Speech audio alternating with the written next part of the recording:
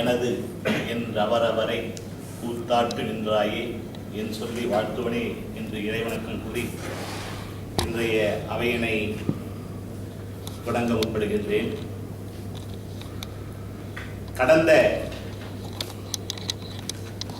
வாரம் சனிக்கிழமை அன்று நம்முடைய பதவியேற்பு விழா மிகவும் அருமையாக நடைபெற்று மீண்டும் ஒரு புதிய அத்தியாயத்தில் நாம் காலடியை எடுத்து வைத்துள்ளோம்.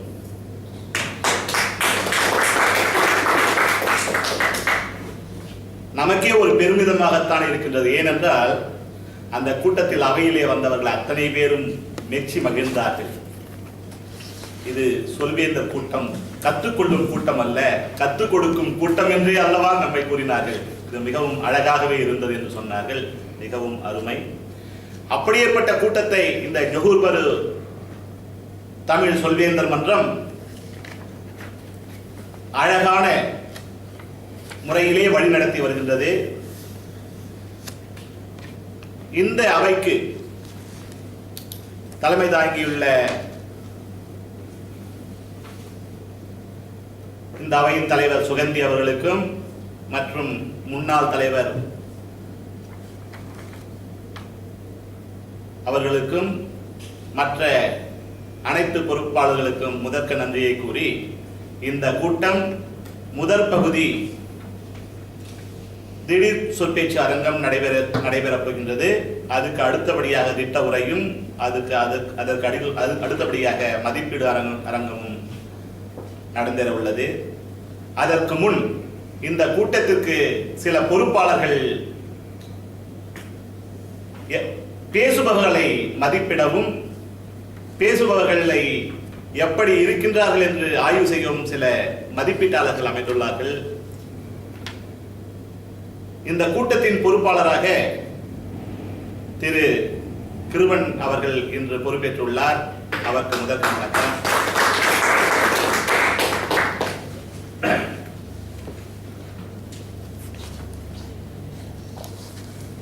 இன்றைய ஆக்கணிப்பு செய்பவர்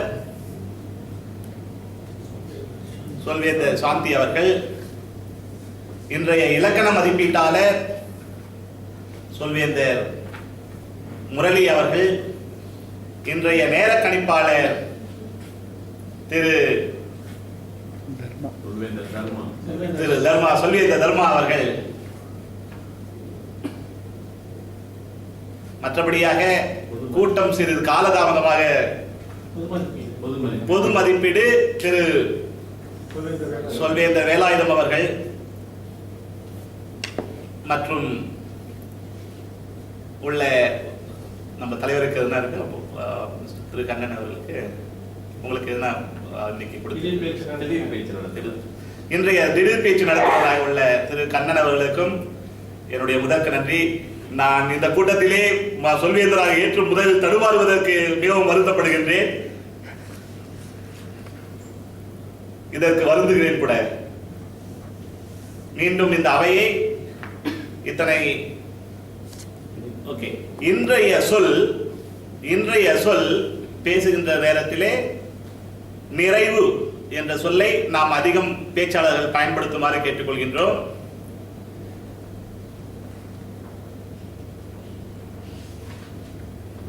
அடுத்தபடியாக திரு கண்ணன் அவர்களை இந்த திடீர் பேச்சு அரங்கத்தின் நிகழ்வுகளை முன்னேற்று நடத்துமாறு வேண்டுகின்றேன்.